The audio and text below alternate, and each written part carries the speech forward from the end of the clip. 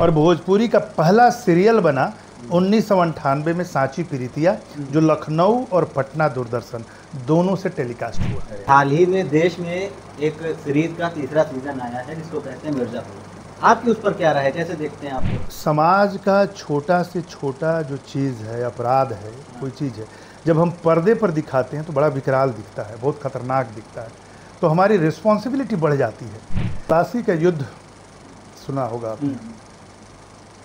अंग्रेज सैनिकों की संख्या बहुत कम थी, भारतीय सैनिक उनके मुकाबले बहुत बड़ी भीड़ थी, फिर भी हार गए।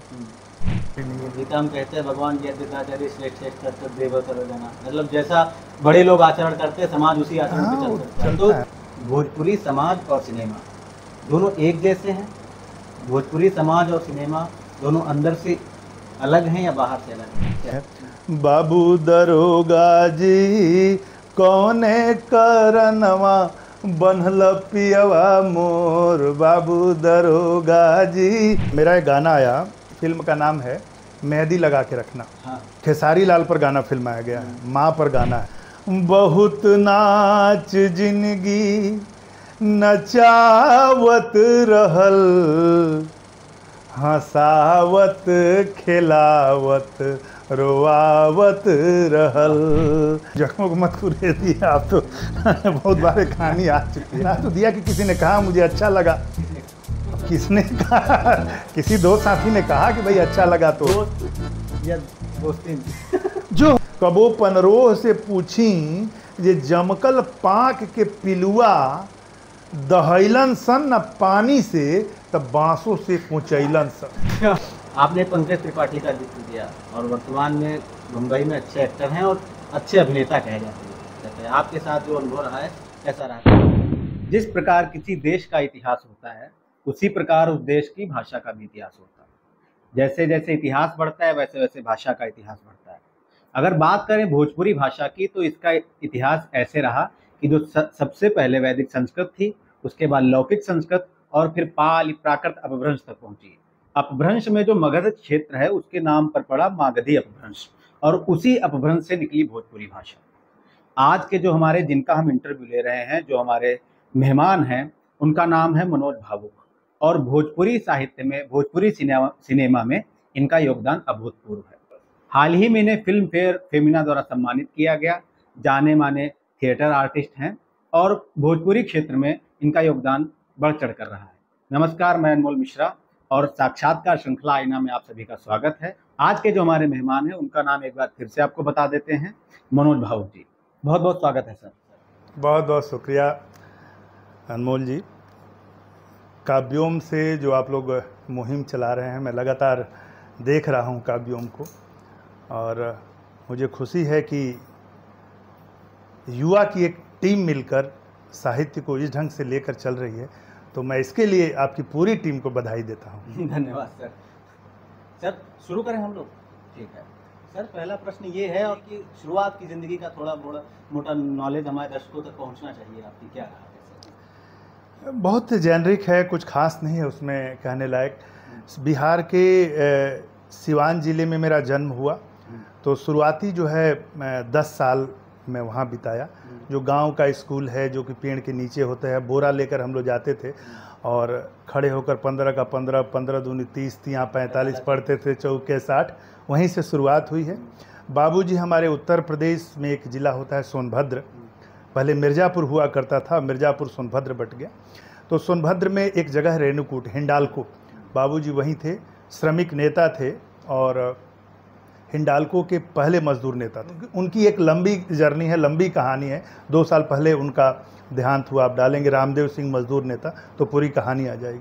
तो उस परिवेश में मैं इसलिए इसको बताया कि सिवान से आ गया पढ़ाई आगे करने के लिए रेणुकूट में, और हमारा घर ऐसा था कि जहाँ पर चंद्रशेखर जी, लोहिया जी, राजनारायण जी, 74 के आंदोलन में बाबूजी रहे, तो वहाँ आना जाना, लिट्टी चोखा बनना, एक माहौल उस ढंग से था हमारे यहाँ। तो बाकी की हमारी पढ़ाई रेणुकूट में हुई, वहाँ से 10+2 किया। कानपुर BNSD इंटर कॉलेज से 10+2 किया। उसके बाद फिर पटना चला गया। पटना पढ़ाई के दौरान वहाँ रेडियो से जुड़ा, दूरदर्शन से जुड़ा, बाद में इंजीनियरिंग किया। उसी दौरान पैरेलल काम चलता रहा, अखबारों में लिखता रहा, थिएटर किया जिसका आपने जिक्र शुरू में किया, पटना में बिहार आर्ट थिएटर है, कालिदास रंगालय बहुत पॉपुलर है, तो वहाँ से 96-98 में मैंने नाटक में डिप्लोमा किया और टॉपर था वहाँ का। अभिनय और लेखन मेरा स्पेशल पेपर था। उसी दौरान जितने वहाँ के प्रोजेक्ट थे पटना दूरदर्शन के और जो भी चैनल पर जो हिंदी के प्रोजेक्ट थे जिसकी पृष्ठभूमि भोजपुरी की थी, मैंने भोजपुरी में अनुवाद किया और वो भोजपुरी में आने लगे। और भोजपुरी का पहला सीरियल बना 1998 में सांची प्रीतिया, जो लखनऊ और पटना दूरदर्शन दोनों से टेलीकास्ट हुआ। 1998 ये भोजपुरी का दूरदर्शन पर पहला धारावाहिक था, मतलब टेलीविज़न पर, नॉट ओनली दूरदर्शन, टेलीविज़न पर पहला धारावाहिक था, भोजपुरी का पहला धारावाहिक था सांची प्रीतिया। उसी समय उसके कुछ दिन बाद मॉरिशस में एक सीरियल बन रहा था, महके ला माटी भोजपुरिया, महेंद्र मिसिर पर, पूर्वी के बेताज बादशाह। हाँ, उसमें तो खैर वो बहुत चला नहीं, कंप्लीट भी नहीं हुआ। उसके बाद 99 में मेरी कहानी एक आई, तहरे से घर बसाए, उस पर सीरियल बना पटना दूरदर्शन। मैंने 99 का मतलब आज से 25 साल पहले। कथा, पटकथा, संवाद और गीत सब मेरे थे। तो चस्का इस ढंग से लग चुका था साहित्य का, इंजीनियरिंग के साथ साथ, कि थिएटर लिखना, अखबारों में लिखना, पत्रिकाओं में लिखना। और तब मैं मंचों पर भी बतौर कवि स्थापित हो चुका था, मंचों पर जाना, कवि सम्मेलनों में जाना। मंच किए हैं आपने? खूब। आपने जिक्र किया मिर्ज़ापुर का, आपने जिक्र किया सिवान का। अभी हाल ही में देश में एक सीरीज़ का तीसरा सीज़न आया है जिसको कहते हैं मिर्ज़ापुर, और इसमें अपने समय के नामी गिरामी एक्टर हैं। आपकी उस पर क्या राय है, कैसे देखते हैं आपको कि इस तरीके की सीरीज जो है उनको आना चाहिए, उसके अंदर कंटेंट कैसा है, क्या लोगों को समाज में दे रही है, या फिर क्या राय है आपकी उस पर? देखिए, मेरा मानना है कि आपने देखी मिर्ज़ापुर?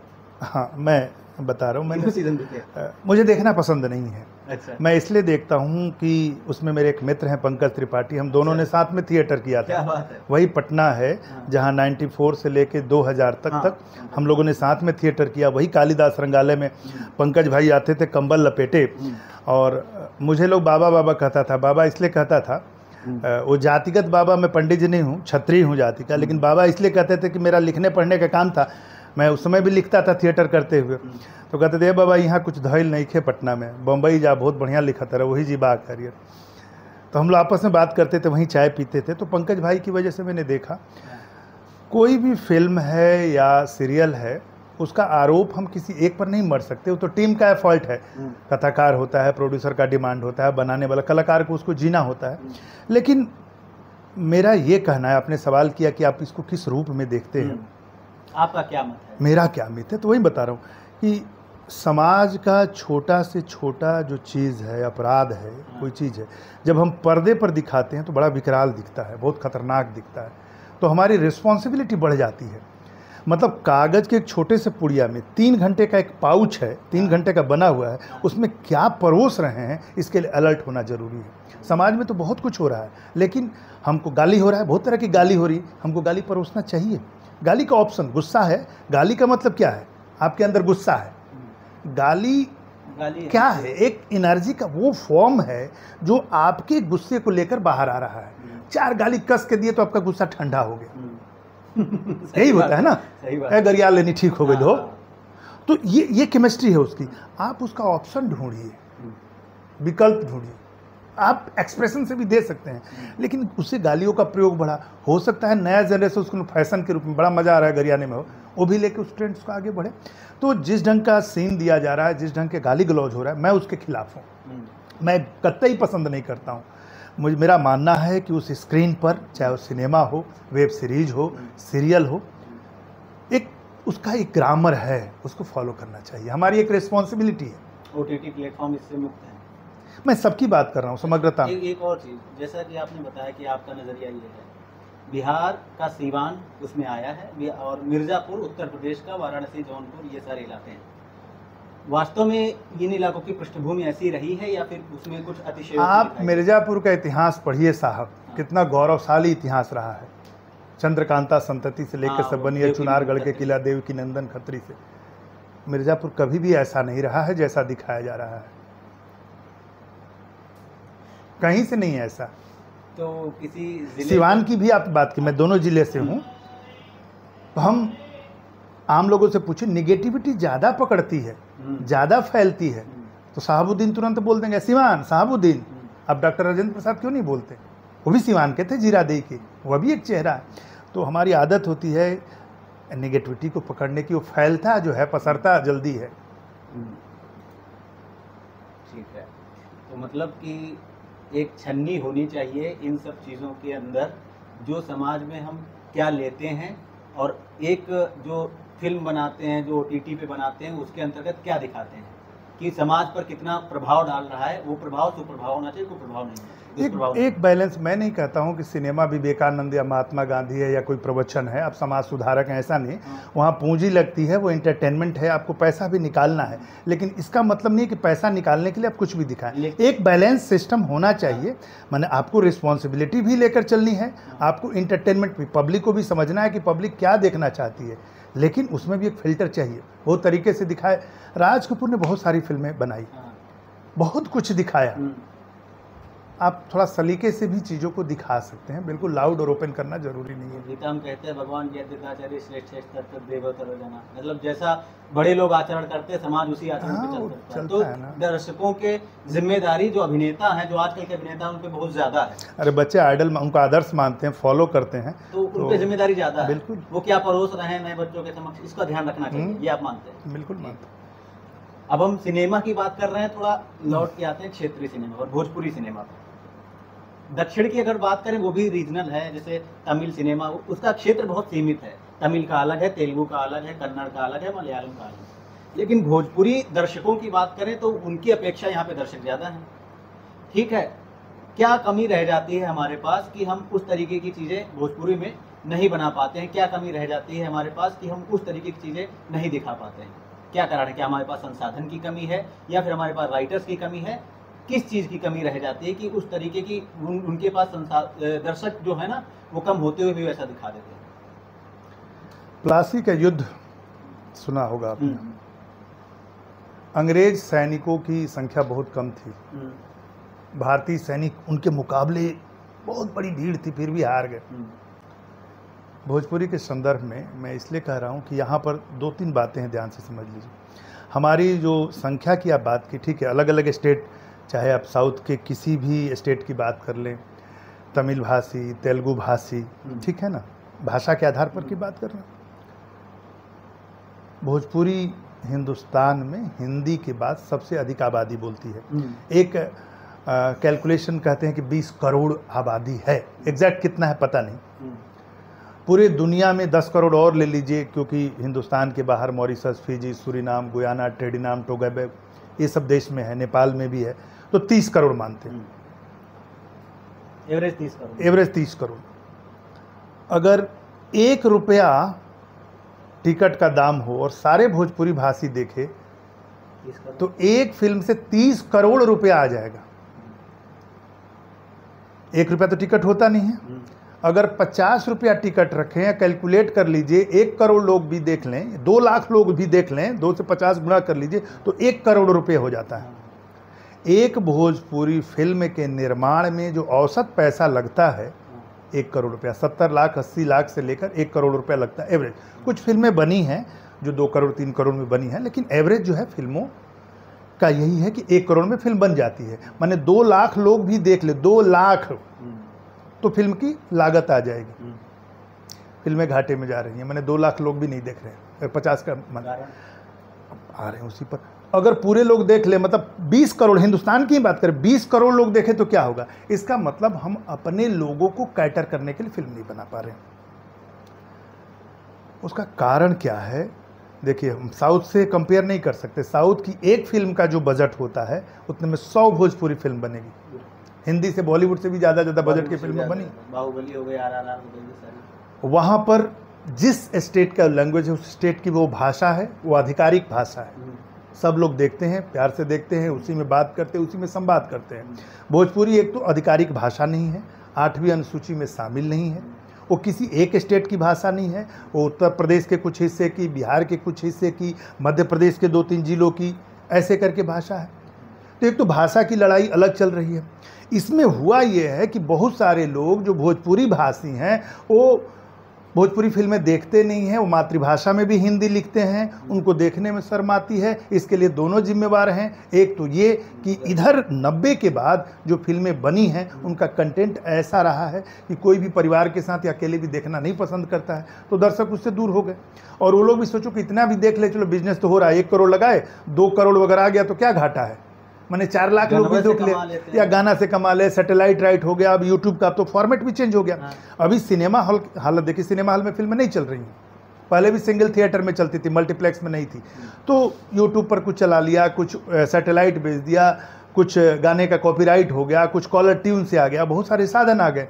तो चलो 1 करोड़ लगाए, 1.5 करोड़ भी आ गया तो क्या बुरा है, 50 लाख पूंजी निकालना मकसद रह गया है। हाँ, वो नहीं। दूसरी चीज़, अगर अच्छी फिल्म अच्छा कंटेंट बनाने जा रहे हैं तो आपको बताना होगा। प्रमोशन का कॉस्ट नहीं है, पैसा नहीं रखे हैं, प्रमोशन पर 1 पैसा खर्च नहीं करते हैं। फिल्म मेकिंग का ये है कि अगर मान लीजिए फॉर एग्जांपल कि अगर 1 करोड़ की फिल्म है तो 40 लाख रुपया हीरो ले लेते हैं, जो 4-5 हीरो हैं मेन स्ट्रीम के ऊपर से, तो 40 लाख उन्हीं का हो गया, बचा कितना 50-60, उसी में मेकिंग है, हीरोइन है, सारे आर्टिस्ट हैं, तो क्या क्वालिटी कंटेंट क्या होगा, मेकिंग भी खराब होगा। तो ये है, राइटर की कमी नहीं है। सवाल है कि अगर मैं ही मनोज भावुक हूँ और मैं लिख रहा हूँ एक गाना, अगर हिंदी में मुझे 1 लाख रुपए मिल रहा है और भोजपुरी में 5,000 रुपये मिल रहा है, तो मातृभाषा के नाम पर कितना, चलो साल में 4 गाना लिख दिए फ्री का, फ्री में ले लो भैया, 5,000 भी मत दो, क्योंकि मैं चाहता हूँ कि अच्छा है, लेकिन मेरे भी बाल बच्चे हैं, मुझे भी परिवार चलाना है। तो जाहिर सी बात है, पैसा ज़्यादा जहाँ मिलता है वहाँ लोग काम करते हैं। हिंदी फिल्म इंडस्ट्री में जितने अच्छे राइटर हैं उसमें भोजपुरी लेखकों की, भोजपुरी भाषी क्षेत्र के जो लेखक हैं हमेशा से वो हावी रहे हैं, लिखते रहे हैं। हाँ, सही बात है। तो ऐसा नहीं है कि भोजपुरी उनको नहीं आती है, भाई वहाँ पैसा मिल रहा है। और मुझे लगता है हिंदी साहित्य में भी भोजपुरी के लेखकों का योगदान, भोजपुरी क्षेत्र के लेखकों शुरू से प्रेम, ये तो बात उसके प्रेमचंद प्रसाद जी, हजारी प्रसाद द्विवेदी, दिनकर जी तो खैर वहाँ बेगूसराय के थे, उनकी भाषा जो है भोजपुरी नहीं रही है, उनकी बिहार क्षेत्र, हाँ बिहार की भाषा रही है, उनकी भाषा अंगिका भाषा है वो उस क्षेत्र की, बेगूसराय की। लेकिन प्रेमचंद प्रसाद, हजारी प्रसाद द्विवेदी, नामवर सिंह, केदारनाथ सिंह, भारतेंदु जी, कबीर दास बनारस से थे। तो बहुत एक लंबा मतलब सिलसिला रहा इस क्षेत्र के लेखकों का। अब भोजपुरी सिनेमा की आपने बता दिया, राइटर्स की कमी नहीं है, दरअसल चीज़ें इतनी, उनका मकसद दूसरा है। तो इस पर क्या कहना चाहिए, कैसे सुधार करना चाहिए, इसमें क्या करना चाहिए? नहीं, आपके क्या कदम रहे हैं इसमें? देखिए, एक तो मैं पहले भी लिखा कई बार कि बार बार जो अश्लीलता का हल्ला करने वाले लोग हैं उसमें से अधिकांश अपनी दुकान चलाने वाले लोग हैं। वो अश्लीलता बोलकर ये देखिए ये गाना, तुम वही दिखा रहे हो, तुम तो प्रचार कर रहे हो ना, गाने का बोल के, जो नहीं भी सुना वो भी सुन लिया क्या बोल रहा है। आप अच्छी चीज़ों का कितना प्रचार कर रहे हो, बुरी की बात करना बंद करो। अगर आपके बोलने से कुछ नहीं होता है तो छेड़ो मत किसी को, सांप को मारो तो मर जाए, उसको जाके गुदगुदी करोगे तो डंस लेगा।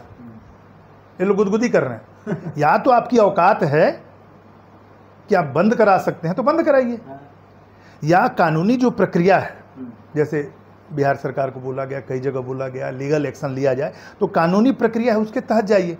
ये कोई तरीका नहीं हुआ कि कोई गायक आया तो उसको मंच से खींच के मारना शुरू कर, माना गैर कानूनी चीज़ तो तरीका नहीं है। अगर रोकने के लिए जो उपाय हो सकता है उसके लिए प्रयास कर रहे हैं तब तो एक सार्थक प्रयास है। और आप उस गाने का बोल के उसका प्रचार कर रहे हैं तो ये गलत हो। दूसरा चीज़ ये है कि इसमें सामर्थ्यवान लोग आएँ, जो पैसा लगा सकता है अच्छा पैसा लगाए, इतना लगाए कि उसका खूब प्रचार हो अच्छी चीज़ों का, जो अच्छा लिख सकता है आगे है, और पूरे टीम वर्क को लेकर आगे करना होगा। और 30 करोड़ के लिए 20 करोड़ को कैटरिंग करने के लिए हमको फिल्म बनानी होगी, और वो समय आएगा जरूर, बिल्कुल आएगा। अगर जो हम लोग निकल के, क्षेत्रीय लोग निकल के उसमें अच्छे से लगेंगे तो आएगा। एक प्रश्न इसी से और निकलता है, भोजपुरी समाज और सिनेमा दोनों एक जैसे हैं?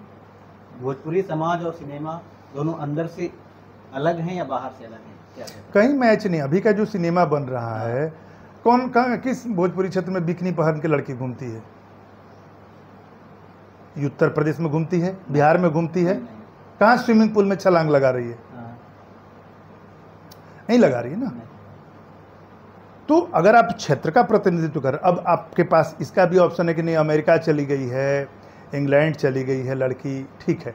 तब फिर अगर आदमी इंग्लैंड चला गया, अमेरिका चला गया, आईएएस बन रहा है, डॉक्टर बन रहा है, तब आप फिल्म में किसी जज की भाषा दिखाते हो तो हिंदी इंग्लिश क्यों कर देते हैं? वहाँ आपका फिर दोयम दर्जे का सोच क्यों हो जाता है? आप उसको भी दिखाइए ना कि एक जज भी भोजपुरी बोलता है। मैंने राष्ट्रपति से भोजपुरी में बात किया, इंटरव्यू किया, अनिरुद्ध जगन्नाथ जी नहीं रहे मॉरिशस के राष्ट्रपति, भोजपुरी में उनसे बातचीत की। जितने बड़े दिग्गज हैं, नामवर जी का मैंने 2 घंटे इंटरव्यू किया है, केदारनाथ सिंह का किया है, देखिए यूट्यूब पर पड़ा हुआ, भोजपुरी में बात की। अपने क्षेत्र के जितने नेता रहे हैं, चाहे राजनाथ सिंह हो, जितने रहे हैं, मेरा जब भी उनसे बातचीत हुआ है, साक्षात्कार हुआ है, या राज्यपाल रहे हैं, पता चल गया कि भोजपुरी भाषी हैं, तो भोजपुरी में बात कीजिए। जज क्यों नहीं भोजपुरी बोलेगा? कलेक्टर क्यों नहीं बोलेगा? डॉक्टर क्यों नहीं बोलेगा? क्यों आप मेंटल ब्लॉकेज में है कि उससे जो है अंग्रेजी बुलवाते हैं, हिंदी बुलवाते हैं फिल्म में? आप तोड़िए उस ब्लॉकेज को। तो जब तक असल में फिल्म बनाने वाला, फिल्म जो है ना, वो कैमरा, लोकेशन, मैंने अमेरिका इंग्लैंड में कर रहे हैं, इसको दिखाने में आप लगे हैं, बड़ा बड़ा कैमरा आ गया, टेक्नोलॉजी आ गई, उससे बड़ा है कि आपका विज़न क्या है, आपका सोच क्या है। सोच में सिनेमा दिखने लगता है, आप उस सोच तक नहीं पहुंच रहे। आप कैमरा, टेक्नोलॉजी, संसाधन तो बढ़ा दिए, लेकिन आप विजुलाइज नहीं कर पा रहे हैं। चाहे सत्यजीत रे हों या जितने लोग बड़े हुए हैं, तो फिल्म तो बन जाती है आधी 60% स्क्रिप्ट पर, कागज पर, उनको दिखने लगता है कि फिल्म में क्या दिखेगा। विजुलाइज तो कीजिए कि आप दिखाना क्या चाहते हैं। आप कंफ्यूज हैं। मैं बतौर गीतकार, मेरा अनुभव है कि सिचुएशन बता देते हैं कि मनोज जी ठीक है, ऐसा गीत चाहिए, गीत हो गया, सब लॉक हो गया, 4 दिन बाद ना ठीक नहीं, सिचुएशन बदल दे रहे हैं। अरे भाई, पहले एक चीज़ तो क्लियर कीजिए, आप लॉक हो जाइए, आप खुद ही कंफ्यूज में चल रहे हैं। तो एक चीज़ हिलेगा, जब कहानी हिलेगी तो सब कुछ हिलने लगता है। वो म्यूजिक डायरेक्टर हिला हुआ है, उसको नहीं पता है क्या धुन बनाना है। वही कहानी की हीरोइन उठा ले गया, ये जो नॉर्मली चलती है कहानी, थोड़ा इससे तो अलग ये चीज़ है कि आपको विज़न साफ रखना पड़ेगा। वैसे एक्सपर्ट को आपको रखना होगा, आप खुद ही सब चीज़ के एक्सपर्ट बने हुए हैं। सही है। तो एक आदमी सब चीज़ का एक्सपर्ट नहीं हो सकता है। मतलब भोजपुरी सिनेमा और समाज दोनों अलग अलग हैं, एक जैसे नहीं। अभी पहले बहुत सारी फिल्में बनी हैं जिसमें रिफ्लेक्ट हुआ है समाज। अब पहली फिल्म थी 1961 में, 62 में रिलीज हुई, गंगा मैया तो है पियरी चढ़ी, वो पूरा रिफ्लेक्शन है अपने समाज का। जो नशाबंदी है, उस पर नशा को लेकर नशाबंदी कर रहे हैं, उस पर कटाक्ष किया है। नाजिर हुसैन साहब की स्क्रिप्ट थी, या उसके बाद जो फिल्म बनी लागी नहीं छूटे राम, या उसके बाद जो फिल्म बनी विदेशिया, पूरा का पूरा अपने ही समाज का रिफ्लेक्शन है, वो दिखाया गया है, बलम परदेसिया में भी। लेकिन धीरे धीरे 90 के दशक में जब एल्बम संस्कृति हावी हुई, जो म्यूजिक की कंपनियों ने दोहन करना शुरू किया, और पॉपुलर होने के चक्कर में बहुत सारे कर्णधारों ने, महान लोगों ने अपना इस ढंग से योगदान दिया कि हम पॉपुलर हो जाएं कुछ भी गाकर, तो सत्यानाश कर दिया। और उसके बाद वही इंडस्ट्री, एल्बम इंडस्ट्री शिफ्ट कर गई फिल्म इंडस्ट्री में, पूरे के पूरे वही लोग आए तो वही बनाए। उस दौर में भी अच्छी फिल्में बनी, ऐसा नहीं, बहुत सारी अच्छी फिल्में आई हैं। मेरी किताब आई है भोजपुरी सिनेमा के संसार, 450 पेज की किताब है। उसमें मैंने 61 से नहीं, 1931 से लेकर 1931 जब पहली बोलती फिल्म आलम आरा आई, तब से लेकर और अब तक की जर्नी है। अब आप कहेंगे कि 61 में फिल्म बनी भोजपुरी की, आप 31 से क्या इतिहास दिखा रहे हैं? तो 31 से लेके 61 तक हिंदी सिनेमा में भोजपुरी का प्रवेश गीतों के माध्यम से, संवाद के माध्यम से, किस किस फिल्म में कैसे कैसे दिया हुआ है, वो सबका मैंने उसमें विवरण दिया है, गानों का बोल लिखकर। 31 में ही 2-3 फिल्में आई जिसमें भोजपुरी है, 32 में आई जिसमें भोजपुरी है, 43 में फिल्म आई जिसमें संजय दत्त की जो मम्मी हैं नरगिस, उनकी माँ जद्दन बाई, तो जद्दन बाई ने जिद किया महमूद से कि एगो ठुमरी रखेगा पड़ी बनारसी। कौन सी ठुमरी? तो ठुमरी थी बाबू दरोगा जी, हाँ नहीं धुन तो मुझे नहीं याद है, वो महेंद्र मिश्र का भी गाने में है। बाबू दरोगा जी कौने करनवा बनल पियवा मोर, बाबू दरोगा जी, पता नहीं उसमें किस धुन में गाया है, तो मैंने ऐसे गा दिया। ये 1943 है। फिल्म का नाम था तकदीर, निर्देशक महमूद खान, जिसमें कंप्लीट भोजपुरी का एक ठुमरी प्रयोग किया गया, और वो फिल्माया गया किस पर? नरगिस पर। क्या बात है, वाह। उसके बाद 1948 का दौर आया, एक फिल्म बनी नदिया के पार। ये नदिया के पार नहीं 84 वाली, ये नदिया के पार जिसके लिए आपने रिएक्ट किया, वो 84 में आई, जिसमें सचिन और साधना है, जिसमें गाना है, वो 1948 में। मतलब 4-8 इधर हो गए। उधर जो गाना है बिल्कुल, उधर जो गाना है उसमें है ना कि कौन दिशा में लेके चला रहे बटोहिया या सांची कहे अमन, उसमें ज्यादातर वो सचिन और साधना का। लेकिन वो 48 में जो फिल्म आई नदिया के पार, उसके हीरो दिलीप कुमार थे। दिलीप कुमार, क्या बात है। दिलीप कुमार हीरो। फिल्म मछुआ मल्लाह की जिंदगी पर संवाद छत्तीसगढ़ में 8 गाने, 8 के 8 भोजपुरी में। ऐसे तीसरी कसम में, हाँ तो उसमें छौंक दिया गया तीसरी कसम में। हाँ, उसमें एक वो गाना आता है, छौंक है। हाँ। उसमें 8 गाने कंप्लीट भोजपुरी में, यूट्यूब पर डालिए नदिया के पार 1948। हाँ। 8 गाने 8 भोजपुरी में, मोती बीए जी के लिखे हुए। काठवा के नैया बनैहे रे मलहवा, नदिया के पार दे उतार, दिल दे के भागा, दिल्ले के भागा, दगा दे के भागा, कौने बेदर्दी से दिल मोरा लागा।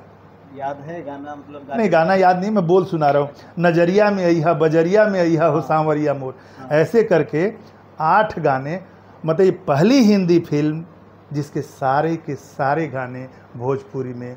1948 फिल्म नदिया के पार, हीरो दिलीप कुमार, हीरोइन कामिनी कौशल, किशोर साहू निर्देशक। तो मेरे कहने का मतलब ये है कि हिंदी वाले भी भोजपुरी की ताकत को समझ रहे हैं, और आज नेता भी समझ रहे हैं कि बिना इनके वोट के कुछ होने वाला है नहीं। तो ताकत तो है भोजपुरी में, लेकिन भोजपुरी वाले उस ताकत को नहीं समझ पा रहे कि हमारी ताकत क्या है।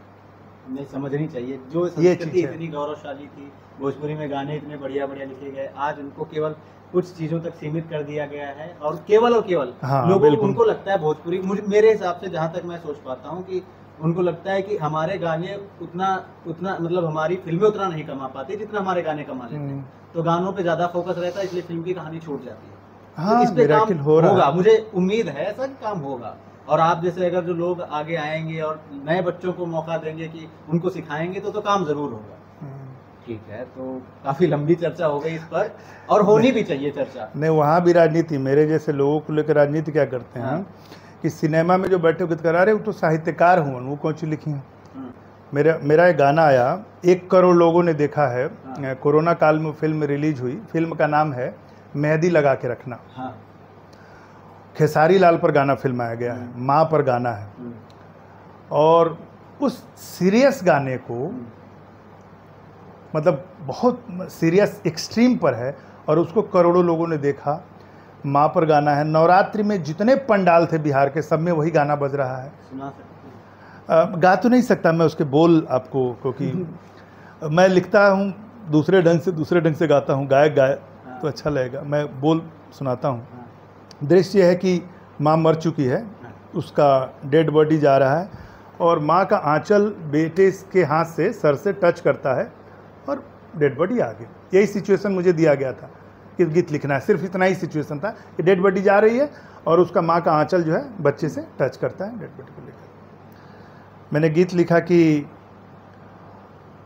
आंचरा छोड़ा के चल काहे दिहले, इतना दूर इमाई, अब के बबुआ बबुआ कह के हमके पास बुलाई, तोरा बिना जी ही कैसे तोर बौराहवा रे माई, खूंटा उखड़ गईल गैया के, अब बछरुआ कहवा जाई, तोरा बिना जी ही कैसे तोर बौराहवा रे माई। गाना लोग भी आ गए इसमें, गाय का तो बहुत अच्छे धुन में गाया, बहुत अच्छा गाया हुआ, सिंगर ने गाया हुआ।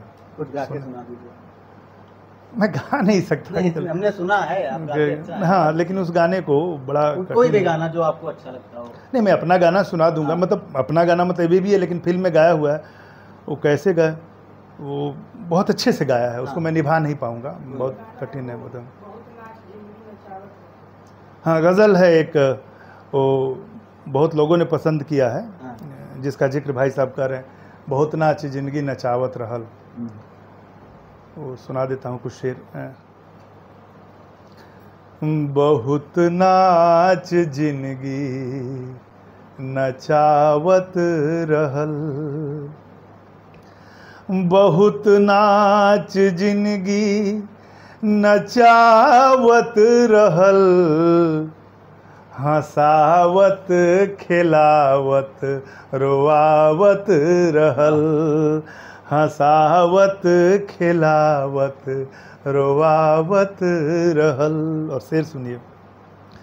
कहाँ खो गईल अब उधुन प्यार के, कहाँ खो गईल अब उधुन प्यार के, जे हमरा के पागल बनावत रहल, हंसावत खिलावत रोआवत रहल। आपका नाम मनोज भावुक है, भावुक नाम के पीछे कोई कहानी कैसे पड़ा? अरे उन जख्मों को मत कुरेद दिए आप तो बहुत बार कहानी आ चुकी है। दर्द देते हो कहते हो जीते हो।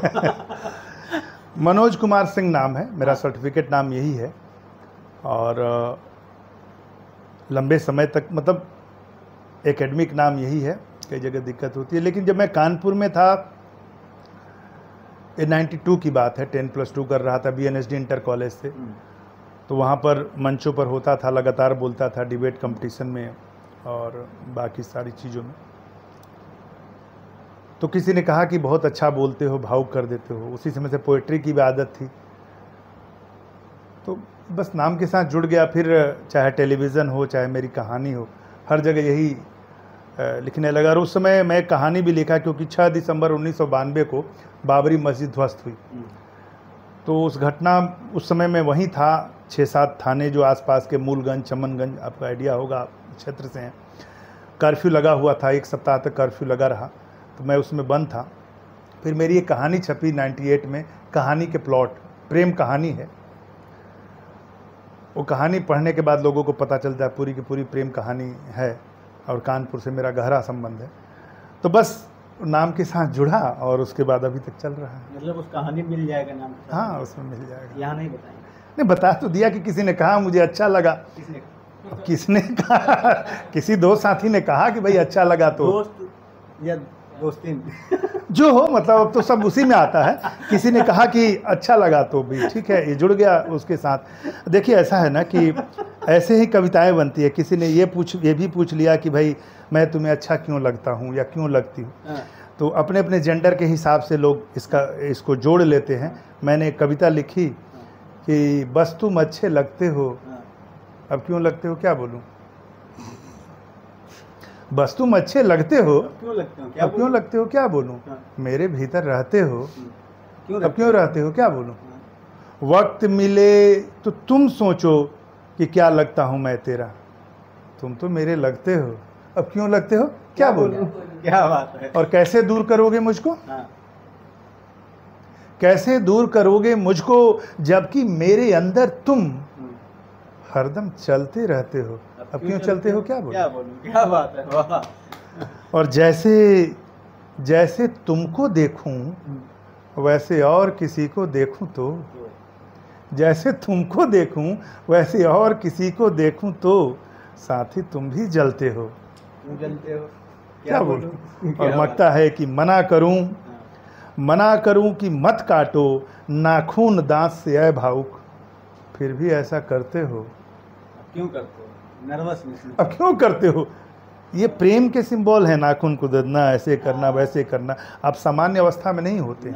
मैं गया यूनिवर्सिटी में, जैसे आप लोग यूनिवर्सिटी से हैं, मुहिम चला रहे हैं, मैं BHU में, DU में, हर जगह कॉन्फ्रेंस में जाते रहता हूँ बोलने के लिए, फिल्मों पर या काव्य पाठ के लिए। तो एक बार यूनिवर्सिटी के बच्चों ने कहा कि आप बहुत गंभीर गंभीर गज़लें लिखते हैं, कुछ हम लोग के लिए लिखिए ना थोड़ा सा भोजपुरी में। तो फिर गज़लें लिखी उनके लिए। कई लोगों ने विरोध भी किया कि क्या लिख रहे हैं गज़ल के नाम पर।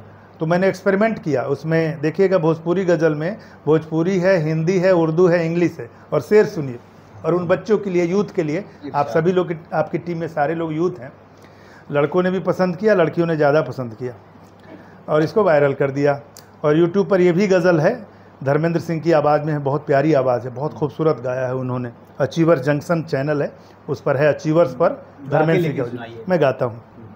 उन्होंने अच्छा गाया है, वो गाया कि मैं गा नहीं पाता हूँ, मैं सुना रहा हूँ, एक कवि की आवाज़ में है, बहुत खूबसूरत आवाज़ में। वो सुनने के बाद बार बार लोग सुनता है, मैं सुना रहा हूँ।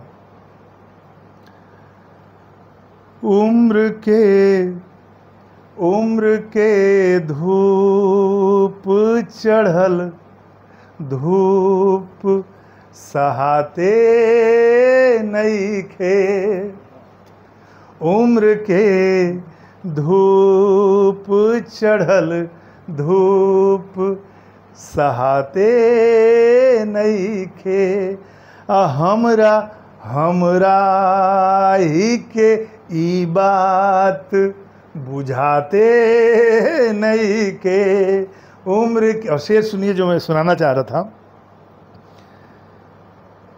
कि मंजिले इश्क में, मंजिले इश्क में कैसन ई मुकाम आइल बा, मंजिले इश्क में कैसन ई मुकाम आइल बा, हाय हाय हमरा से आई लव यू कहते नइखे, उम्र के धूप चढ़ल धूप। अब लड़कों को मिल गया कि हाय हमरा से आई लव यू कहते नइखे, उनको तो यही चाहिए, बन गया जुमला।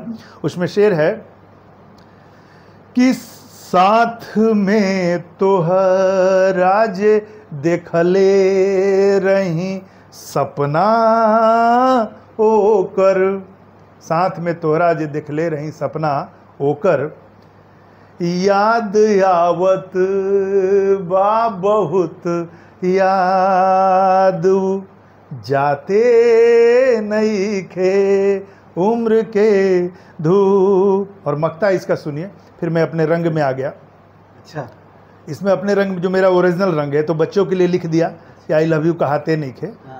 अब इस उम्र में कौन कहेगा आई लव यू कहते नइखे, ये बच्चों के लिए था। अब घर में ठीक ठाक रहना है ना, सुरक्षित रहना है, नहीं था। मेरा जो रंग है मक्ता में आया कि हमरा डरबा कहीं पागल ना हो जाए भावुक,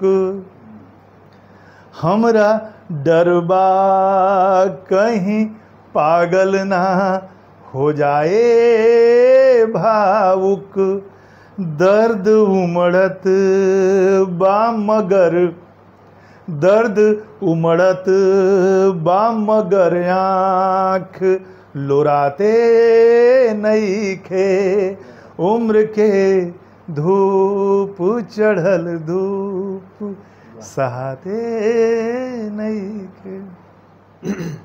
आपने अभिनय में डिप्लोमा किया है, आपको क्या लगता है कि आप अभिनेता अच्छे हैं, साहित्यकार अच्छे हैं, या फिर दोनों पैरेलल? नहीं, थिएटर किया तो उसमें सब कुछ था, ठीक है।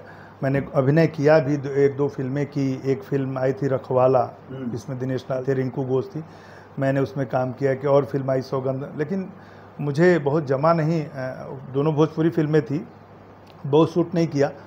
तो मैं लेखन में उतर गया, बहुत सारा सीरियल भी किया। जब मैं अंजन में था तो बहुत सारा क्राइम शो लिखा, उसमें एक्टिंग भी किया, लेकिन मैं पूरी तरह फिर से उतर गया लेखन में। मुझे मैं उसमें अपने आप को कंफर्ट नहीं पाया, मुझे लगा कि लेखन में मैं ठीक हूँ, इसलिए मेरा जो समर्पण है अभी लेखन के लिए ही है। मैं लेखन की आपने बात की, इधर भी मैं सीरियल लिखा, फिल्मों में गाने लिखा। सारेगामापा का नाम सुना होगा, तो पहली बार मैं जी टीवी में था, कंटेंट इंजन टीम का हिस्सा था। तो वहाँ पर फिल्म और सीरियल की कहानी ही फाइनल करता था। वो जो टीम होती है वो जो फाइनल करती है कि किस कहानी पर फिल्म बनेगा, किस पर सीरियल बनेगा, उस टीम का मैं हिस्सा था। बाद में जब पता चला जी टीवी के मैनेजमेंट को, सुभाष जी को, कि भाई कोई खाँटी भोजपुरी वाला है, तो उन्होंने कहा कि जो सारेगामापा है हिंदी के अलावा मराठी में, तमिल, तेलुगु में, दूसरी भाषाओं में बन रहा है, भोजपुरी में तब तक नहीं बनी थी। तो मुझे प्रोजेक्ट हेड बनाया उन्होंने, और सारेगामापा मैंने लिखा पहली बार भोजपुरी में। सब बड़े लोगों के लिए सारेगामापा रंग पुरवैया, और बच्चों के लिए सारेगामापा लिटिल चैम्प्स। तो रियलिटी शोज भी मैंने बहुत सारे लिखे, फिक्शन लिखा, क्राइम शो लिखा। मतलब लेखन में ज़्यादा रहा है, एक्टिंग में थोड़ा? साहित्य में भी, मतलब साहित्य और सिनेमा के बीच की मैं कड़ी रहूं, और आज से नहीं, 98 में मैं पटना में एक कॉन्फ्रेंस कराया जिसमें पहली बार साहित्यकारों को और फिल्मकारों को एक छत के नीचे ले आया और कहा कि जब दोनों के बीच अंतर संबंध नहीं होगा, दोनों एक दूसरे से जुड़ेंगे नहीं, तो अच्छी फिल्में नहीं बनेंगी। आप साहित्यकारों से अच्छी कहानियाँ लीजिए और सिनेमा वालों से साहित्यकारों को बोला आप भी जुड़िए। सिनेमा में आने के बाद कहानी बहुत लोगों तक पहुंचती है, वरना किताब में वो बंद रहती है और तिलचट्टे और चूहे उसको कुतर देते हैं एक समय के बाद। तो थोड़ा सा उसको एक कैनवास बड़ा मिल जाता है। तो दोनों को अपने अपने अहम को छोड़कर, लेकिन अभी भी नहीं हुआ। वो साहित्यकारों को समझते हैं कि अरे यार इस सिनेमा नहीं समझते हैं, और ये लोग समझते हैं कि ये ले जाके बर्बाद कर दी कहानी है कि अपना अहम लेके बैठे। हाँ, मतलब अहम भी है और है भी। अगर हम कुछ जो लिख रहे हैं, अभी मुझे अधिकांश गीत लिखने के लिए जो आते हैं, वो गाना है ना जो हिंदी वाला बॉलीवुड का, ऐसा वैसा लिख दीजिए। हम लोग वैसा क्यों लिख दिए?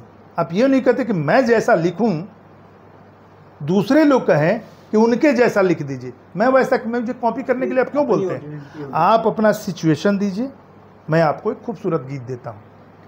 आप मत बोलिए फलाना धुन पर, फलाना की तरह, फलाना चिलाना की तरह। आप अपना सिचुएशन दीजिए, उसमें मैं बेहतर देने की कोशिश करूँगा। जैसे माँ वाला गीत दिया, उन्होंने सिर्फ इतना ही सिचुएशन दिया, तो आप बात देते हैं गीतकार को। उसके बाद वो लिखा है जी सोच कर, इसमें टीआरपी मटेरियल नहीं दिख रहा है, कुछ मसाला चटक तो जब ये मैच नहीं करेगा ना, तो वो दूसरा एंगल लेके बैठा है कि अरे कुछ लोग देखेंगे तो कुछ दिखाने के लिए चाहिए भाई साहब इसमें। वो आप सीन के साथ, सिचुएशन के साथ आप जस्टिफाई नहीं कीजिएगा तो आप नकली लगिएगा, आप कागज के फूल लगिएगा, उसमें खुशबू नहीं आएगी। आप छोड़िए, संगीतकार को छोड़िए, गीतकार को छोड़िए। राज कपूर साहब करते थे, भेज देते गीतकार को जाके पहाड़ पर रहो 2 महीना लिखो। आप छोड़िए, आप निचोड़ रहे हैं। आप 5-10 हज़ार रुपया उसको देते हैं, 3 बार गीत चेंज कराते हैं, वो भी कितने लोग नहीं देते हैं। मैक्सिमम गीतकार ऐसे हैं जो तुकबंदीबाजी, जिनको गीत पता ही नहीं है, भैया चाय पी लो। आपको अब खुद को समझना होगा, अपने स्वाभिमान को जगाना होगा, वरना मर जाएंगे। और जो मर गया वो ना तो अच्छा अभिनेता हो सकता है, ना अच्छा गीतकार हो सकता है। स्वाभिमान को मार देने वाला आदमी अच्छा कंटेंट राइटर नहीं हो सकता है, अच्छा अभिनेता नहीं हो सकता है, क्योंकि करना इसी से है। जमीर जिंदा वही रिफ्लेक्ट होगा आपका। तो वहाँ पर चीज़ें ये है कि आप शोषण कर रहे हैं। एक फिल्म लिखवाते हैं, आप लाख रुपया देते हैं, राइटर 3 महीना लगा रहता है, उसके बाद सेट पर भी उसको यूज करते हैं। जो पटकथा लिखता है, जो संवाद लिखता है, 4 महीना आप साहब उसको ले रहे हैं, उसको 25,000 रुपया, 30,000 रुपये महीना पड़ा, मुंबई जैसे जगह में रहता है, तो क्या वो हंसता रहेगा? और जो खुद नहीं हंसेगा, खुद दुखी रहेगा, जिसकी आत्मा तड़पती रहेगी, जो खुद सशंकित रहेगा कि का जन लिखत तो बानी, पैसा मिली कि ना मिली। आप कंफर्ट जोन में ले आइए, सबको कमाने दीजिए। फिल्म टीम वर्क है, केवल हीरो का नहीं है फिल्म। सही बात। वो गीत इतिहास साक्षी है कि जितनी फिल्में सुपर डुपर हिट हुई हैं, भोजपुरी के संदर्भ में बात कर रहे हैं, हिंदी में पर भी सच हो सकता है, उनका उठा के देखिए। पहले उनके गाने हिट रहे हैं, इसलिए फिल्म हिट रही है। पुरानी फिल्म गंगा मैया तो है पेरी चढ़ीबो, लागी नहीं छूटे राम विदेसिया, बलम परदेसिया, दुल्हा गंगा पार के, धरती मैया, गंगा किनारे मोरा गाँव, ये सारी फिल्में सुपर डुपर हिट रही हैं। माई, इसलिए कि उनके गाने हिट रहे हैं सारे के सारे। चढ़ते फगुन जिया जरी गई ले रे मोरे सजना सनैया, गाने वाले लता जी गाई, हाँ। रखिया बनहाला भैया सावन आइल जिया तू लाख बरिस हो, मन्ना डे गाए, मोहम्मद रफ़ी गाए। तो लोग खर्च कर रहे थे, बड़े बड़े लोगों को पकड़ रहे थे। आप ले आइए, आप 2,500 3,000 देकर किसी गायक से गवा ले रहे हैं, आप उसको शोषण मत कीजिए भाई, सबको कमाने दीजिए, काम करना पड़ेगा सबका। उनको न तो सम्मान दे रहे हैं, न तो पैसा दे रहे हैं, और चाहते हैं कि कमाल हो जाए। तो ऐसे कमाल नहीं होता है। 3 बार गीत लिखवा के आपको नहीं ये तो सिचुएशन ही नहीं है, वो बेचारा स्ट्रगल कर रहा है, अच्छा चलो भाई इससे झगड़ा कर लें तो अगली बार हमसे लिखवाएगा ही नहीं। सीना ठोक के सब कोई रह नहीं सकता, क्योंकि उसकी जीविका है। जो अश्लीलता का लोग आरोप लगाते हैं बहुत लोग पर, बहुत सारे बच्चे नए सिंगर गए हैं, वो चाहते हैं अच्छा गाना, मिल ही नहीं रहा, वही गवाया जा रहा है। और वो उनको रूम रेंट भी देना है, वहाँ जीना भी है, जिंदा भी रहना है। पिच पर रहेंगे तभी आप बैटिंग करेंगे ना, आप चले जाएंगे तो कहाँ से बैटिंग करेंगे? बना देते तो किसी एक पर एसी रूम में बैठ के, इंग्लैंड में, दुबई में, और जो है टीवी के उसमें बैठकर किसी पर आरोप लगाना बहुत आसान है। आप उस सिचुएशन को फील कीजिए। मैं इस इंडस्ट्री से 20-25 साल से जुड़ा हूँ, 95 से भोजपुरी सिनेमा पर लिख रहा हूँ। इस इंडस्ट्री का कोई ऐसा नहीं होगा जो मुझे नहीं जानता और मैं उनको नहीं जानता हूँ, लेकिन मुझसे कोई नहीं लिखवा पाया असली आज तक। काजल की कोठरी में रहकर मैंने दाग नहीं लगने दिया, तो इसलिए कि मैंने अपनी जीविका के लिए दूसरे साधन रखे, मैं उसको स्वीकार नहीं किया। लेकिन जिसको गाना ही गाना है, जिसको वही लिखना है, उसकी जीविका चल रही है, तो कई बार उसके सामने दिक्कत आ जाती है। तो ये पूरे माहौल का दोष है। एक माहौल बनाना होगा कि भाई जीविका बड़ी हो जाती है। हाँ, वहाँ पर बड़ी हो जाती है, एक माहौल तैयार करना होगा। तो इस परिस्थिति को भी समझना होगा आलोचकों को और भोजपुरी इंडस्ट्री वालों को। हाँ, मतलब पूरी टीम को ठीक होना होगा। भाई गाना कोई अकेले तो बनता नहीं है ना, गीतकार के दोषी है, संगीतकार दोषी है, सुनने वाले दोषी हैं, तो अच्छा चीज़ बनने लगेगा। उनको क्या दिक्कत है? संगीतकार को अच्छा बनाने के लिए पैसा मिलेगा, गायक को अच्छा गाने के लिए पैसा मिलेगा, और ख़राब करने वाले फिल्मों में बहुत अच्छे गाने बन रहे हैं, एल्बम में ज़्यादा कचरा है। ऐसा नहीं कि फिल्मों में ख़राब गाने ही बन रहे हैं, बहुत सारे अच्छे गाने बन रहे हैं। ऐसा नहीं है कि अच्छे गाने नहीं बन रहे हैं। अच्छे गाने का मतलब लोगों ने समझे हमेशा भजन ही, श्रृंगार में भी अच्छे गाने हो सकते हैं। जैसे एक पवन सिंह का था कि सनेहिया लगाओ बहुत बार नहीं किए, उससे बहुत, वो तो बहुत एवरेज है, बहुत अच्छे हो तो मतलब गाना का हिट होना बड़ी बात नहीं है। उसको देखे ग्रामेटिकल तो बहुत मिस्टेक है उसमें, हिट हो गया अलग बात है। बहुत अच्छे अच्छे गाने बने हुए हैं। साहित्य की बात करते हैं, लेखकों की बात करते हैं, किसी भी भाषा के, हिंदी से लगा के भोजपुरी, तमिल, तेलुगु, इसमें महिला साहित्यकार, महिला लेखक बहुत कम मिलती है। आपने महिला साहित्यकारों को ढूंढने की कोशिश की और 5 लेखकों की ढूंढने की कोशिश की और वो आगे चल के और विराट हुई। इसके पीछे क्या कहानी है, क्या रहा कैसे? नहीं, कहानी तो ये है कि 2-3 साल पहले मैं पटना दूरदर्शन में बैठा था, मेरा कार्यक्रम था, वहाँ लोग इंटरव्यू वगैरह कर रहे थे। सुबह एक आता है वहाँ बिहार बिहान कार्यक्रम करके। उसके बाद डायरेक्टर साहब की जो निदेशक है उनकी चाय पी रहा था, तो बोले कि मनोज जी एक भोजपुरी में कवित्री सम्मेलन करना है, 5 कवित्रियों का नाम बताइए। मैं पटना से 5 कवित्रियों का नाम नहीं बता पाया, और जबकि मैं 25 साल से लिख रहा हूँ। फिर फ़ोन लगाया बहुत सारे लोगों को, हम लोग कवित्री छोड़ दीजिए, आप मुझे 10-15 अच्छे महिला साहित्यकारों को बताइए, नए लोगों में या पुराने में।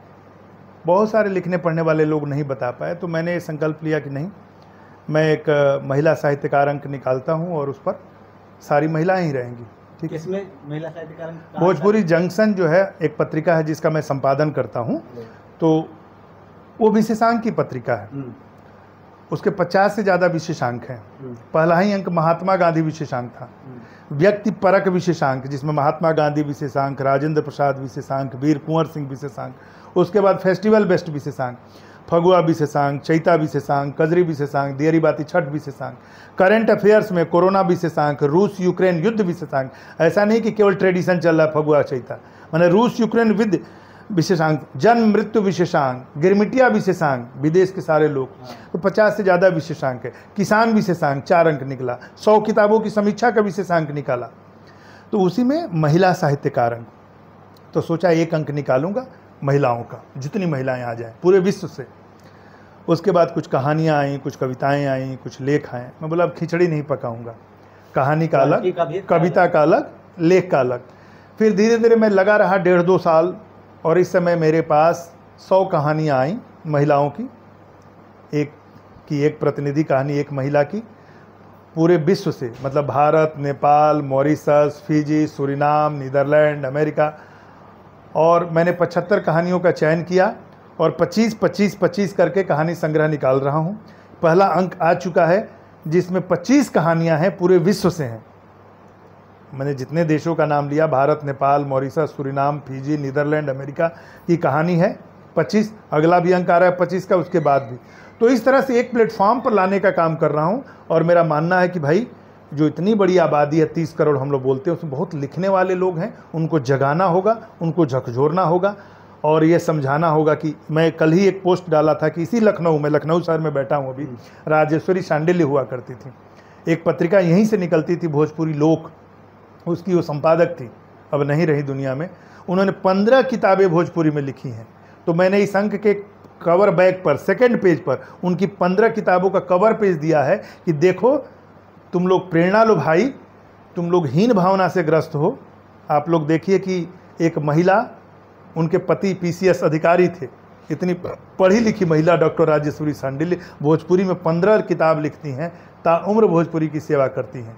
आप हीन भावना से बाहर निकलो, कोई भी भाषा खराब नहीं होती, कोई भाषा अश्लील नहीं होती। ये कुछ लोग इसको गंदा कर रहे हैं, आप उसके महत्व को समझो, लिखो। भोजपुरी को एक भाषा बनाने का, वैसे तो भाषा है और विस्तृत है और क्षेत्र भी बहुत अधिक विस्तृत है, लेकिन संविधान की जो 8वीं अनुसूची की बात करते हैं तो उसमें 22 भाषाएं हैं।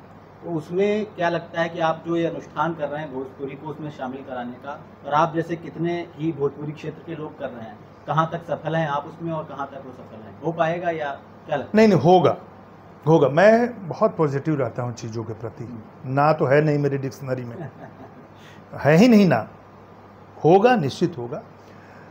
देखिए, हुआ क्या है कि शुरू में ही आपने कहा कि हिंदी को आगे बढ़ाने में भोजपुरी क्षेत्र के साहित्यकार रहे हैं, सिनेमा में भी हिंदी भोजपुरी क्षेत्र के लोग रहे हैं। तो हमारे लिए पहले हिंदी रही है और बाद में भोजपुरी आई, तो सारे लोग हिंदी के लिए लगे रहे। हिंदी जब आगे बढ़ गई तो हुआ कि नहीं, इस भाषा को भी लेकर चला जाए। और यह एक अंतर्राष्ट्रीय भाषा है, सरकारी मान्यता मिले नहीं मिले, अभी तक नहीं मिली है, और इसको मान्यता मिलेगी। थोड़ी सी राजनीतिक चेतना, इच्छा शक्ति का अभाव है। कुछ लोगों को लगता है कि नहीं, ऐसा नहीं, हम पर क्षेत्रवाद का ठप्पा लग जाए, इसलिए कुछ लोगों ने संसद में आवाज़ उठाई भी, लेकिन वो उसको फॉलोअप उतने मन से नहीं हुआ। उसी तरह जो संस्थाएं हैं जो इसके लिए काम करने वाली हैं, कुछ लोग केवल अपनी दुकान चलाने के लिए हो हल्ला करते हैं, लेकिन पूरे तन मन से अगर ये लग जाएं इतने लोग, अगर कह दे कि ठीक है सांसद जी वोट नहीं मिलेगा अगर ये भाषा को सरकारी मान्यता नहीं मिलेगी, तो जिस क्षेत्र, आप सोचिए अनमोल जी, कि जिस भाषा का राष्ट्रपति, पहला राष्ट्रपति इसी भाषा का, जिस भाषा के राष्ट्रपति, जिस भाषा के प्रधानमंत्री, जिस चंद्रशेखर जी थे, जिस भाषा के लोकसभा स्पीकर मीरा कुमार थी, इस समय हरिवंश जी उपसभापति, और हमेशा 3 दर्जन सांसद रहे हैं भोजपुरी क्षेत्र के, उस भाषा को सरकारी मान्यता नहीं मिलना मतलब राजनीतिक इच्छा शक्ति का अभाव, या फिर कोई उनकी निजी समस्या है क्या? हो निजी समस्या मतलब बहुत लोग नहीं, जैसे मुझे लगता है कि क्या है कि भोजपुरी का जो समाज है, पटना के उधर मगही बोली जाती है, पटना के इधर भोजपुरी रहती है। नहीं, मैं केवल प्योर भोजपुरी की बात करूं, उससे मतलब नहीं है। देखिए उत्तर प्रदेश पूरे बिहार में भोजपुरी नहीं बोली जाती है, कोई बात नहीं। पूर्वी उत्तर प्रदेश और बिहार का जो हिस्सा है, लगभग 27 जिले हैं भोजपुरी के। तो इतने जिले हैं, इतना पॉपुलेशन तो है बोली जाने वाली ना, तो वो समस्या नहीं है। इसको सरकारी मान्यता मिल जानी चाहिए, क्योंकि जितनी शर्तें बताई जाती हैं किसी भी भाषा के 8वीं अनुसूची में शामिल होने के लिए, जितनी शर्तें हैं भोजपुरी उसको पूरी करता है। ठीक है। अब वही दिक्कत है कि सरकार के सामने समस्या ये होती है कि अगर इसको देंगे तो और भी भाषाएं उनको देनी पड़ेगी। तो सवाल है कि और भाषाओं को दिया क्यों? जैसे मैथिली हमारे बिहार की भाषा है, नेपाल साइड कम नहीं, बिहार में भी है, बहुत कम आबादी है, लाखों में है, करोड़ों में भी नहीं, लेकिन उसको 8वीं अनुसूची में शामिल किया गया। तो ये लोग कहते हैं कि मैथिली को मिला, एक खुशी की बात है, किसी भी भाषा को मिला, इसमें किसी को कोई शिकायत नहीं है, लेकिन भोजपुरी को क्यों नहीं? उससे फ़ायदा ये होगा कि भोजपुरी रोजी रोटी से जुड़ जाएगी, इसको एकेडमिक अवार्ड मिलने लगेंगे, इसके फिल्मों का महत्व बढ़ जाएगा। हम IAS और मतलब सिविल सर्विसेज की जो परीक्षाएं हैं वो भोजपुरी भाषा में लिखने लगेंगे, देने लगेंगे। अकादमिक अवार्ड इसको नहीं मिलता है, इसके साहित्यकारों को प्रोत्साहन मिलने लगेगा। उसकी वजह से तो वंचित है ना, साहित्य वंचित है। तो ये एक प्रतिष्ठा की लड़ाई है, और देखिए इसमें हम जीतेंगे, मिलना है। आपने सांसदों की बात की, आपने राजनीति की बात कहीं ना कहीं उसमें रही। आपने एक नई गज़ल लिखी है खुंखार करके, उसका कुछ शीर्षक ऐसा? नहीं, कोई शीर्षक नहीं है, लोगों ने कुछ कहा कि भाई ये तो बहुत खुंखार गज़ल है। खुंखार का मतलब जी, अच्छा, उनका ये था कि आक्रामक है, व्यवस्था पर चोट है, ये उनका था। तो सुना सकते हैं क्या? बिल्कुल बिल्कुल सुना सकते हैं। जब लिखा है तो तो पब्लिक के लिए, हाँ, वायरल हो रही है, बहुत लोग पसंद कर रहे हैं, तो मैं शेर सुनाता हूँ। इसका मतलब है कि वो नामी आदमिन के साजिशन बदनाम कैलन सब, वो नामी आदमिन के साजिशन बदनाम कैलन स, यही तिकड़म से सारे खूब नु चर्चा में अलन स। और केहू पूछल ना ओकनी के तो एगो काम कैलन स, खुदे संस्था बनौलन स, खुद ही मेट बैलन स। और शेर सुनिए कि दिया हम, अनमोल जी, कि दिया हम नेह के लेके सफ़र में बढ़ रहल बानी। दिया हम नेह के लेके सफर में बढ़ रहल बानी। दिया हम नेह के लेके, प्रेम के लेके सफ़र में बढ़ रहल बानी। ऊ नफरत के भयंकर आग में जर्जर बुतैलन सा। कुछ लोग काम कर रहे हैं, एफर्ट दे रहे हैं, यही उनके जलन के कारण कि काम क्यों कर रहे हैं, तो कर नहीं पा रहे हैं, तो कर नहीं पा रहे हैं तो क्या परेशानी हो रही है। शेर सुनिए कि बेचारा का करसन। इस शेर में आज के बच्चों की भाषा है, अब पकड़िए कि बेचारा का करसन, बम में दम तबाह न सिरजन के। बेचारा का करसन, बम में दम तबाह न सिरजन के।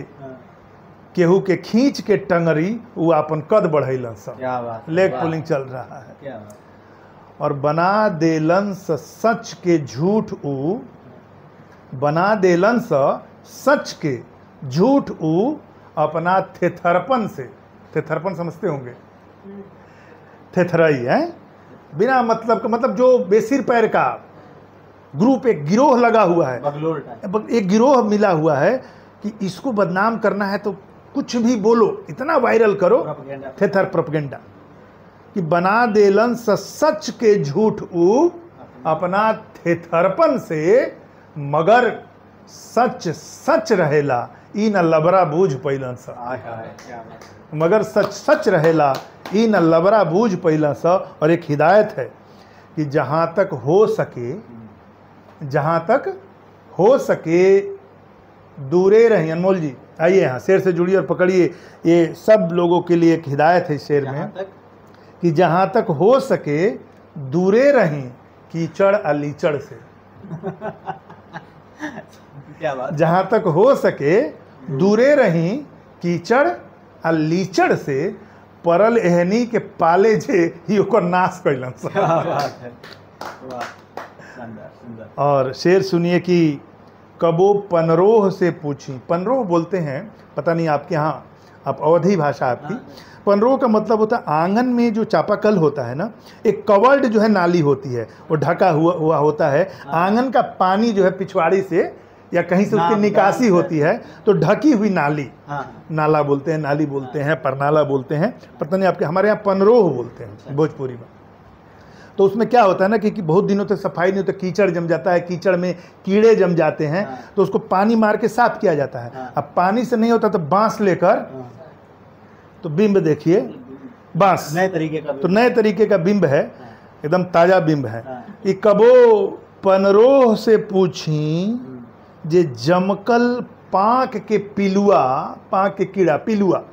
कबो पनरोह से पूछी जे जमकल पाँक के पिलुआ, दहैलन सन न पानी से तब बांसों से कुचैलन सन।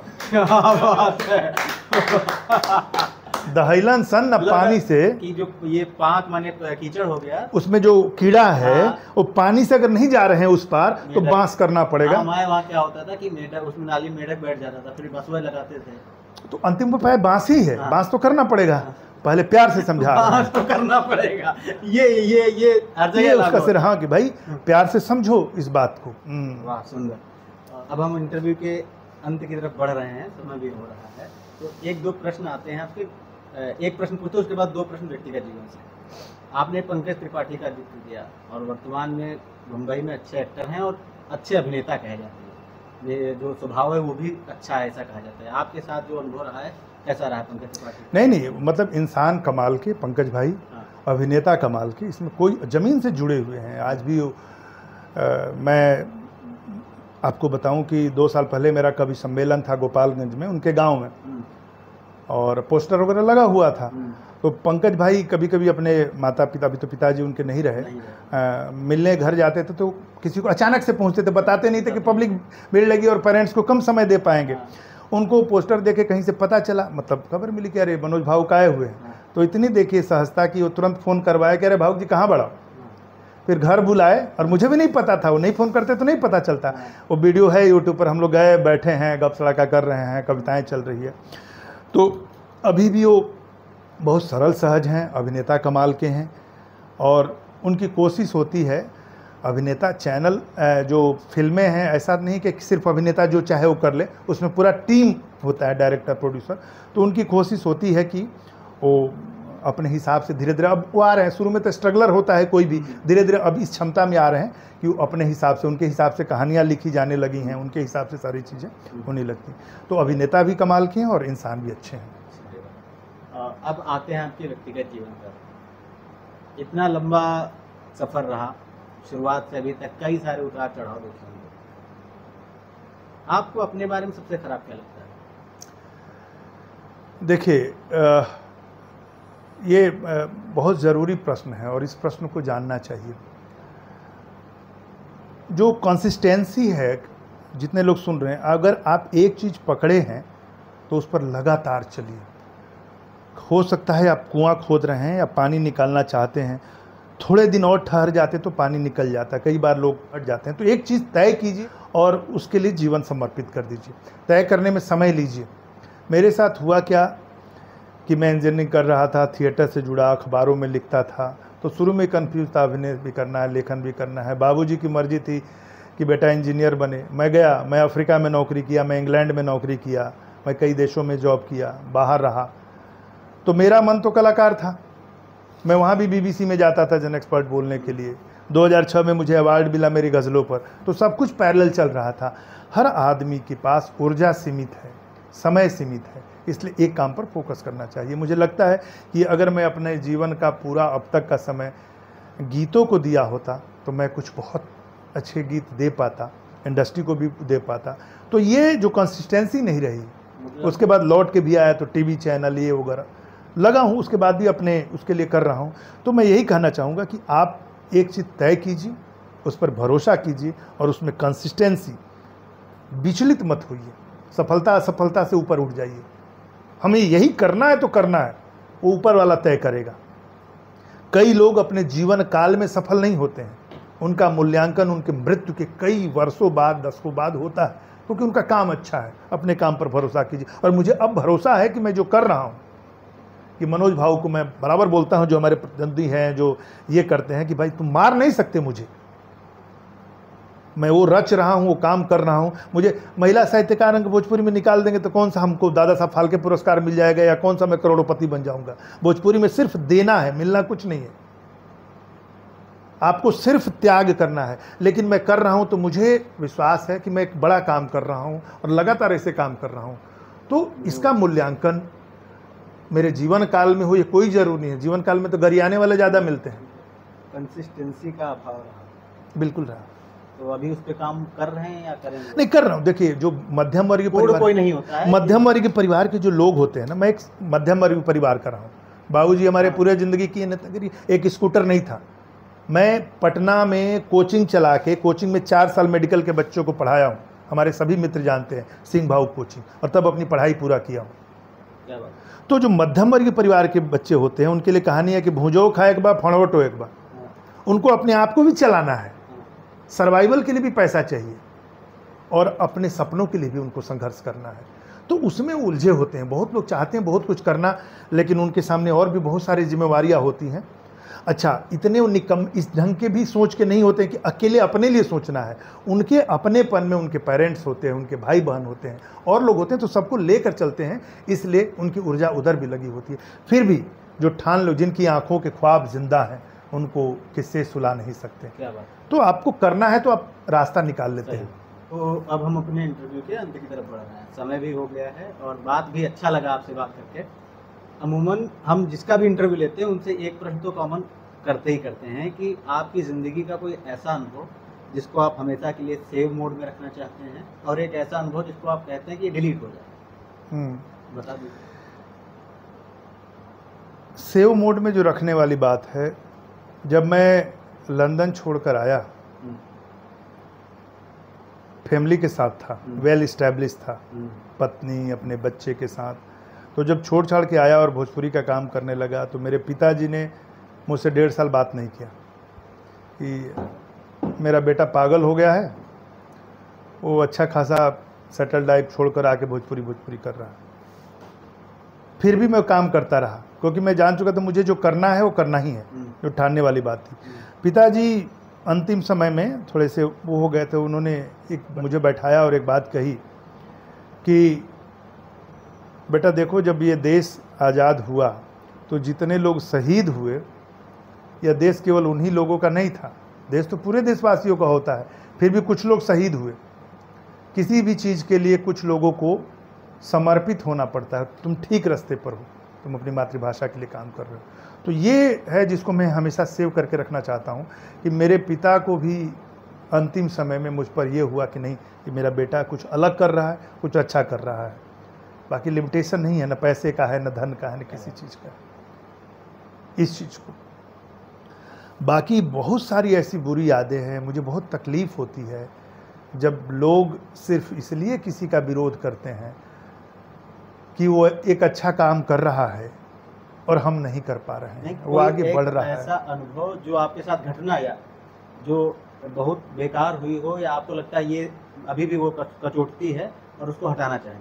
हाँ, मैं वही बता रहा, ऐसी कई घटनाएं हैं, मतलब ऐसी बहुत सारी चीज़ें हैं कि आप लगातार काम कर रहे हैं कंसंट्रेशन में। जैसे फॉर एग्जांपल मैं आपको बताता हूँ, जैसे यही अंक आया है तो बहुत लोग हैं इसकी तारीफ़ करने वाले, ठीक है। कुछ लोग क्या करेंगे, एक छोटे सा प्रूफ की गलती लेकर बैठ जाएंगे, कुछ भी ऐसा लेकर बैठ जाएंगे, ठीक है, और उसको लेकर, तो मैं इस ढंग की व्यवस्था का, इस सिस्टम का विरोध करता हूं कि आप विरोध करने के लिए विरोध नहीं कर रहे बड़े कैनवास में।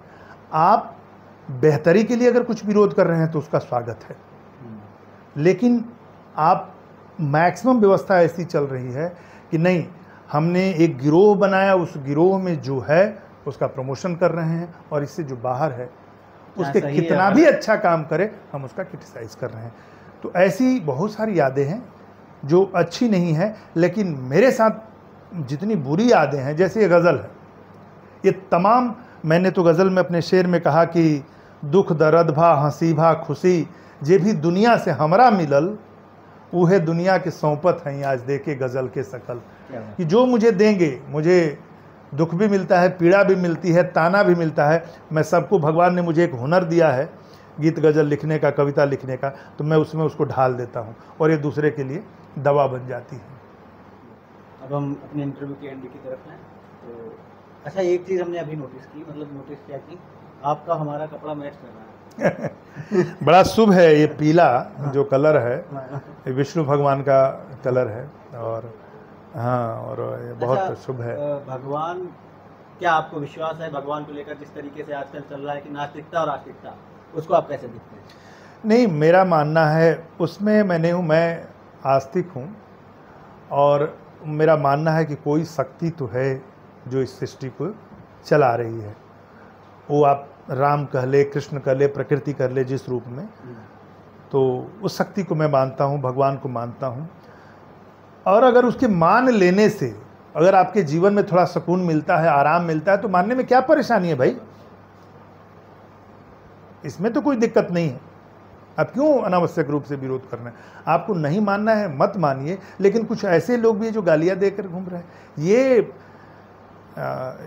ये लोग, यही जो है नकारात्मकता है, उसी के खिलाफ मेरी लड़ाई है।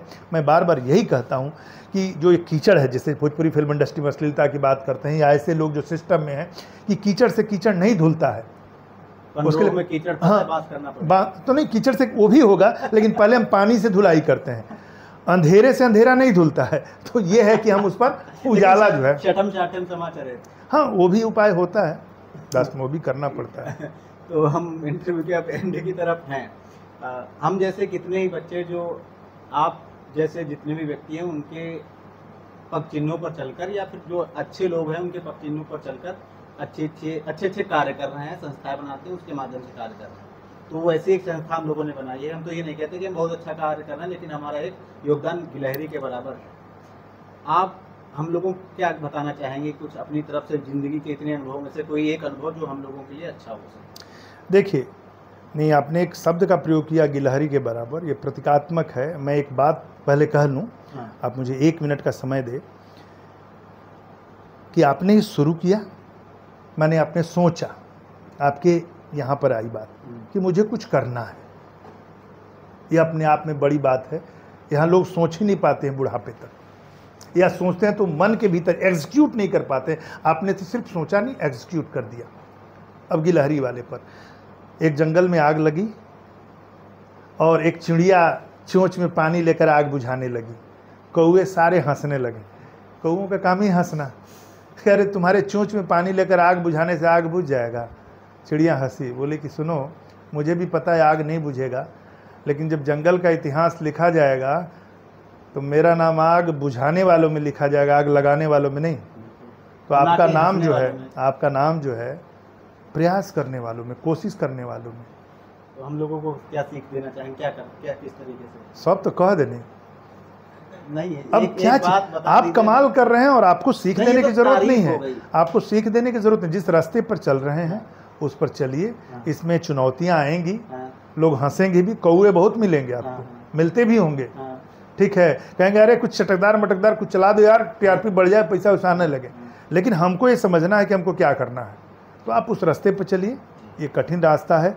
अच्छी चीज़ें हाँ, अच्छी चीज़ें धीरे धीरे पॉपुलर होती हैं, लोकप्रिय होती हैं, लेकिन जब होती हैं तो जल्दी मिटती नहीं है। धन्यवाद, बहुत अच्छा लगा बात करके आपसे। एक गीतकार हुए हैं और साथ साथ में शायर हुए हैं। उनका नाम है मजरूर सुल्तानपुरी।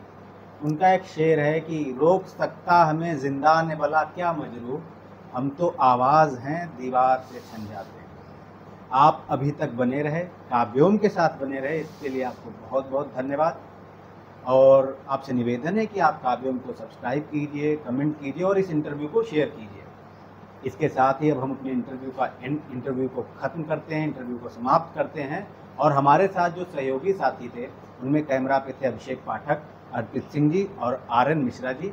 और हमारे साथ जो लेखन में कंटेंट टीम में थे उसमें जय सिंह जी हैं, देवांश तिवारी जी हैं और अनुष्का पाठक जी हैं, और हमारे पूरी काव्योम टीम है। तो बहुत बहुत धन्यवाद। बने रहिए काव्योम के साथ। जय हिंद, जय भारत।